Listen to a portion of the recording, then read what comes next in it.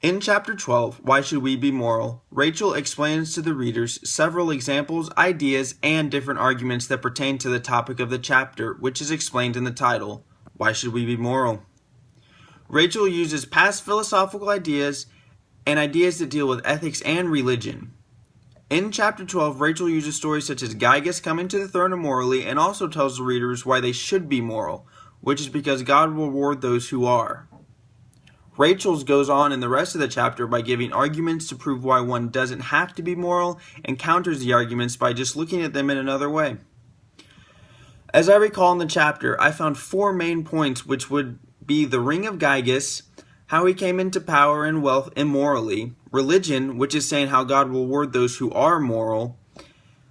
Another topic that Rachel brings up in this chapter is the social contract, which talks about how society adopts a set of rules that require everyone to tell the truth, keeping promises, respecting others' lives and property.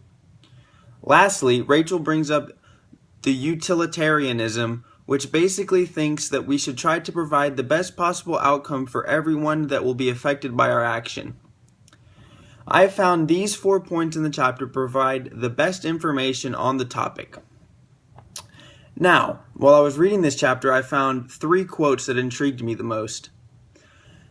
These are quotes that I could relate to the most or just simply made me think about what was said after I finished reading.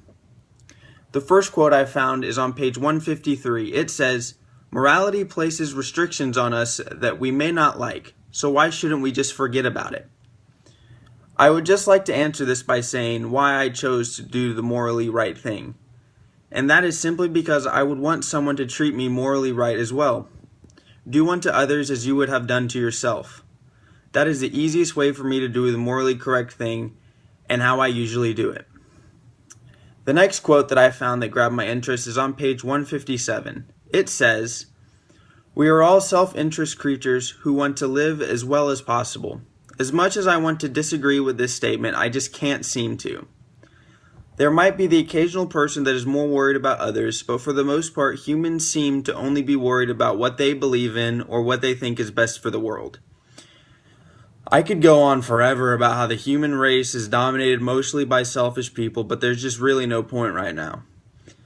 Now, due to humans being selfish, it will lead to decisions in this world that are simply based on what is best for themselves or how they can benefit off something. So I can see how some decisions will become immoral. The last quote I found in this chapter is on page 159, and it says, "Why shouldn't we break the rules if we think we can get away with it?" I would just like to answer this question by saying that whenever I break the rules or do something wrong, I feel bad about it, and it eats away at me until I get it off my chest and tell someone. Now, for someone that might be more numb to those than me, I can only tell them to ask themselves what they think the right thing is to do. They will most likely lie, but that is just simple human behavior, and I really have no other explanation other than that. While reading this chapter, one issue in my job kept coming up.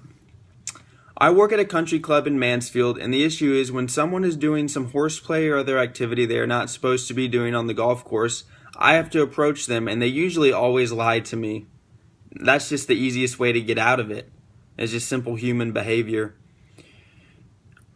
This is just an example in my life of how someone will do something morally incorrect because it is better for themselves.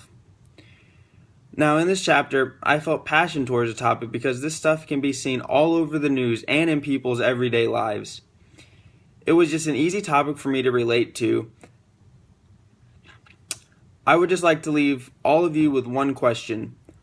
Why do you think God left people with the ability to do something that is immoral if he is such a good being and only wants good for everyone?